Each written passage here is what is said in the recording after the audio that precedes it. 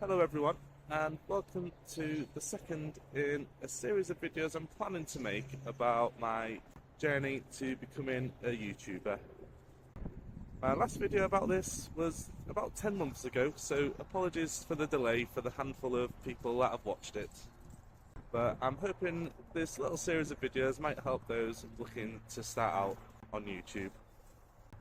About 10 months ago, I was very much at the experimental stage, trying a few different videos, just learning how to edit and use the program CapCut, which I've committed to by paying the £200 for the year and having those extra features which have been useful. For example, you can auto cut out to put yourself in front of any background you like, which is very handy rather than doing it manually, and that really helped with a series of videos I was making with my son, where we was playing Rocket League, making a few episodes about that. So one of the main tips in my first video was to forget about monetization, and I can tell you straight away I am nowhere near monetization right now, about 11 months into this journey. So I would definitely say that for me, that's not a realistic goal right now. The main challenge I've found over the past 11 months trying this is having the time to do it. So I'd definitely think about that if you're just about to start on the journey. I've tried to basically rota myself some time on days off when I know I'll have no distractions, but you really got to motivate yourself to keep up with it. I'd highly recommend having a designated space to work in where you know you're not going to be distracted, especially if you're like me and you're in a household with kids and wives needing your attention sometimes. You might also have to say bye to some of those hobbies that you enjoy. Like for me, it's not been a massive deal. I've basically used the time I might spend playing video games or watching a program to do some editing, which I do enjoy and get that similar sense of achievement from editing a video together that I might do completing a video game. And the good thing is you've got something tangible to show for it. Even if those videos get a handful of views, it's a little part of history you can keep for yourself and maybe look back on in the future. So, what kind of content have I been creating? Well, I started off just using various techniques to make some videos, just to get some stuff out there and practice using the program CapCut, and just try and build some confidence in front of the camera. Still not really there yet, you can probably tell. Still quite nervous. I've been using some scripts to get through some videos, and sometimes the results haven't been great, I can be honest about that. But I do think it's important to put that content out there to start to learn, and hopefully over time things will improve a little bit. So I started off making a video about dinosaurs, something I've always liked, and I just thought that was an easy way to find some footage and clip some things together and have some practice in front of the camera. This sent me on a bit of a journey with AI imaging to get the dino images I would need for my video, and this is where I would recommend, from my experience, not to fall down the AI rabbit hole in thinking it will help automate the majority of the video making process. What all the YouTube tutorial videos don't tell you about using AI is the hidden time tax. You don't just get the perfect image, you get a negotiation. You spend an hour as a prompts detective, tweaking words, fighting strange anatomy, and sifting through 100 almost rights to find the one that's maybe usable. And the irony is, all that time you're supposed to be saving, you're spending it on a result that still lacks the specific, accurate detail a good video needs. The internet is already full of this almost right visual noise. So, my hard-earned lesson, use it like a spice, not the main ingredient. Use it to brainstorm a crazy visual idea, or use it to mock up a scene you'll later build properly. Use it for that one impossible background element. But for the core of your work, the stuff that needs to be intentional, accurate and truly yours, Don't outsource your vision to an algorithm that's never had one. Your time is better spent developing the skill to create or source the right thing, not endlessly prompting for a halfway version of it. I do think the clips in this video are sourced from the internet from free-to-use sites are better than the AI ones I produced. Although it might have been better to have started with a more well-known dinosaur than a Dilophosaurus, as I'm not sure AI knows too much about that one. That's just my advice. Trust me, your sanity will thank you. I've decided to make more videos using footage filmed, or I'm thinking of making some videos from archive footage I already have from family days out or adventures that we've been on. But the main bulk of my content so far has been a TV series I made with my son called Rocket Lads. And this helps me experiment with some of the features on CapCut. I also used Zuno to make a theme tune, which I've had good feedback on that from the few people that I've heard it. And Zuno is a path I'm considering going down to make more content, basically just making music and making videos, because I have found myself happier editing than I have in front of the camera talking, although I'm going to try and do that a little bit more.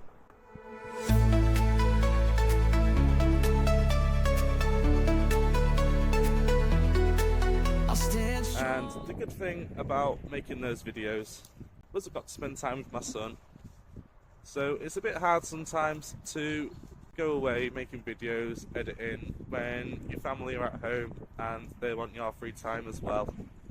So it was a way for me to kind of fuse the things together and get the best of both worlds. And another idea I've had for making videos is reviewing family holidays and family days out, as that's another way to keep my family involved and it works out a bit better for my time. And I do think it's genuinely a good thing to have some tips out there for families like us who are quite budget conscious, especially us as a family of 5. But you know, we do sometimes have to pay for 2 rooms if we're not careful, and extra plane tickets. Not that we've been on a plane for a couple of years, but hopefully that content could be valuable if we keep that going. So another issue I had this year was a little bit of grief in my life, which made it hard to concentrate on learning a new thing, such as becoming a YouTuber. And that's something you've got to factor in if you decide to go on this journey. Life sometimes does get in the way. I'm quite proud that I've managed to come back to it after a couple of months off, and I think that kind of drive puts me in good stead for the future. I don't really have a time limit on this. I just want to keep exploring and keep editing and keep up creating content until I find a niche or something I'm really happy to spend my time doing. So one of the other big things in my life that has come up within the past year, I have started a diagnosis for potential autism, and I've made a series of videos about this recently. And I found that another good way to make content is to use what's going on in your life that might be interesting or valuable to others, in the sense that they might learn something or you might help somebody. When you're only getting a handful of views, if you help that one person, that can make everything seem worthwhile. As time's gone on, I've slowly started to invest in some more equipment to help me on this journey, which has helped the clarity of voice in my videos, and I think audio is quite important, and I've noticed when editing it's made things a lot easier. I'm not having to go back and redo a lot of shots where the audio might not have come out very well. I'm still filming on my phone. It's just a Redmi 10, which is quite an old phone now, but it shoots in 4K and 1080p at 60 FPS. You do hear a lot about how important it is to have the right equipment, and I'm just building that up slowly, as I do feel it would be quite upsetting to invest hundreds of pounds into the equipment when you don't have time to use it fully, or if all this comes to nothing. So I'm just building that up slowly. I think the next purchase for me is going to be a DJI Action Pro camera, whether it's 4, 5 or 6, probably whichever one's on offer at the time. And it'll obviously have the function of when we go on family holidays and things, we can use it for that. So it's not all for YouTube. I've been watching a lot of content creators and getting ideas off them. So one of them was to film a video a bit more like this, walking around, although I'm just walking in circles at the moment. Those seem a bit more interesting. For me, it's just a case of not bumping into anyone while I make this video. So it's still quite embarrassing, and I envy those who can get the equipment out in front of a bunch of people and just film. Good on you for that. Maybe one day I'll get to that point. A lot of these content creators, there's some that have hundreds of thousands of views, there's some that only have a handful of views. I don't really notice that much difference between the content they're making, so I don't want to put the monetization side to it down to look as such. There will be techniques, and I think making similar content constantly, like finding a niche, finding an audience, I think there's something in that for getting the amount of subscribers and views that you need to become monetized. But I've been inspired by those that do have a handful of views. Have created quite valuable content for me that have kept me going over the past year. You know, when figuring out what this channel could be, I have a couple of really big inspirations. There was this channel, Big Bald Reviews, where this guy, Baldy, would review beer kegs with this incredible charisma and enthusiasm. He just made you care about the subject because he clearly loved it so much. And then there's Gary Eats. I love this channel. He tours the country and now the world with his son, sharing these experiences and, from the looks of it, building a really good life from it. It's funny looking at them now. Gary Eats shows you the dream, building something that you can grow, sustain you and include your family. But Baldy, he kind of shows you the reality. He made fantastic content, that same genuine energy, and then he just seemed to disappear. It really makes you think. In this whole YouTube journey, creating something you love isn't always enough. You have to build something that loves you back, something that's sustainable, not just creatively, but for your life. That's the balance I'm trying to find. As always, let's give it a go. One of my favourite content creators is Gary from Gary Eats. I love the fact he just turns up doing what he wants to do, eating at restaurants, eating at pubs, with his son, filming great content that's really helpful to a lot of people who are looking for somewhere nice to eat and want to know the budgets. And he's been a bit of an inspiration for me. I can see myself doing something like that once I've got a bit more confidence in front of the camera. I still maintain, as I did in the first video, the important thing is to enjoy doing it and keep going. When I first started out, I was looking at making viral videos and taking a lot of advice about that off YouTube, using AI, things like that. But I just don't think I'd enjoy making that kind of content. Obviously, if you could spend an hour making a 5-minute video and it gets you monetized, then that might be good. But at the moment, I'm not really prepared to, I think selling out's the wrong word, but I'm not really prepared to make content that I wouldn't want to watch myself. I'm still very much confused about what content I want to make. So, how has my channel been performing in general? Like I say, a lot of my videos have only had a handful of views, and the ones where I've got hundreds of views have been more the shorter videos, the ones where I have used AI, which kind of contradicts what I was just saying about the kind of content I'd like to make. But it's good to have those skills and know they're there if I did want to go down that path one day. Or if you just want to make a short video to keep you going. One thing I am hoping has evolved in my videos over the past few months is the use of script and how to appear more natural in front of the cameras. I think this is clear in my videos about autism. I read about some techniques about how to use a teleprompter and just ways to position the camera and appear more natural. I did use the eye contact feature on CapCut. I really didn't like the way that feature looked, and I have had a bit of negative feedback about that. So it was important for me to try and avoid using that feature if possible. Part of that whole autism thing is maybe not being great with eye contact. So that's something I definitely recommend as a technique if you're planning on making videos, looking into the camera, is just refine those teleprompting skills if you are using a script like I have for a couple of my videos. I'm going to continue exploring the autism videos. I can think of a lot of content as I'm looking into the subject myself. I can see myself doing a good video about how, as a potentially autistic person, you might engage with films.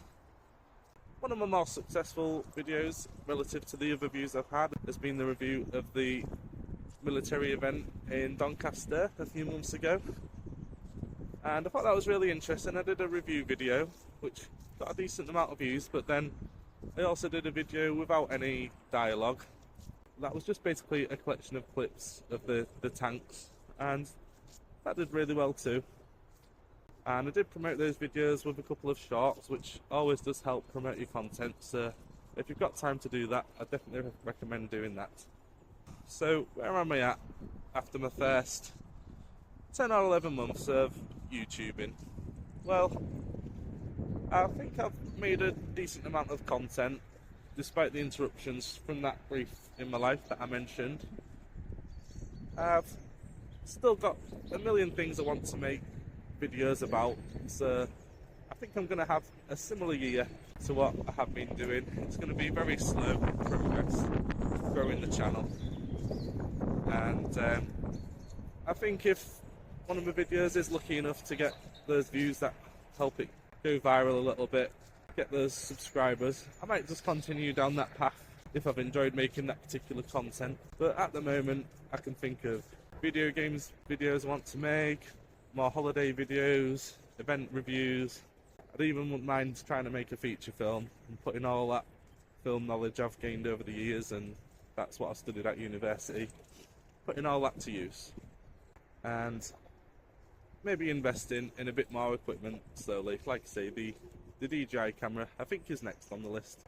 So if this, for example, I've no idea how it's going to come out. It'd be really handy to have that little screen on the side, just to see if I'm in the frame at all even. And probably stick to that brand so everything's compatible. I assume that's the way to do it. One thing I have learnt to do is not look for feedback and encouragement from those people in your life, your family and your friends. Obviously your content's going to be a bit sketchy. You're going to see through the compliments that they try and give you.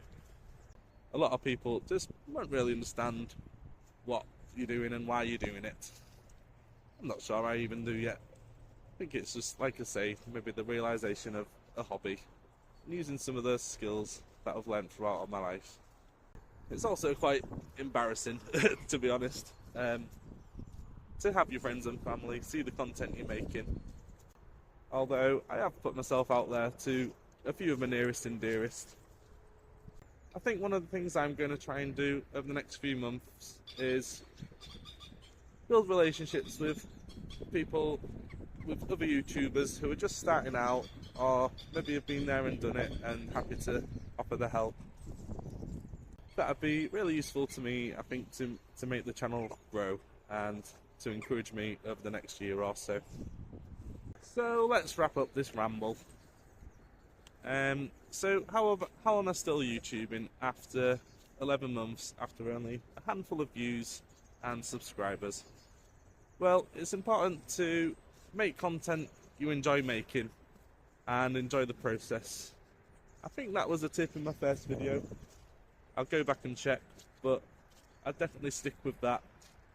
And for me, I'd stick with forgetting about monetization. If you can get through a year and still be making content without that being your main goal, then at the very least you've enjoyed yourself, haven't you? And I don't think that's me being in denial about what I'm doing with the channel. I think that's just a genuine realisation of finding a hobby that you enjoy that could hopefully lead to something and change your life potentially. So I'll probably have a bit more of a sit down and structure to my next video about this. But for now, hopefully this rambles helped a few of you, and as always, if you can like and subscribe, that helps support the channel, and hopefully I can continue this journey. Thank you.